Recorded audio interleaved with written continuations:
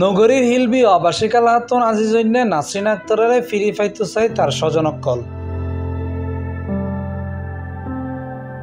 53 বছরের নাসরিন আক্তার তিনি মার্চের 5 তারিখ সকাল 6:30টার দিকে নিজ বাসা হিলবি ও 7 নম্বর রোড আবাসিক আলাহাতন বাইরে যাগুই আত্মীয় স্বজন বিভিন্ন মিকে তোয়ায় তার ফানো যা পরে একখান জিডি করা হয়। নাসরিন আক্তার মানসিক রোগে আক্রান্ত আছিল। সিসিটিভি ক্যামেরা সর্বশেষ রহমাননগর আবাসিকতম বেরোইতে দেখা গিল তার পরনে কমলা রঙের সেলওয়ার কামিজ আছিল। হন হৃদয়বান ব্যক্তি যদি ফাইতা হন তইলে C+TV এবং স্ক্রিনে দেওয়া তার নাম্বারও যোগাযোগ করে বিষয়গান জানাইবেন।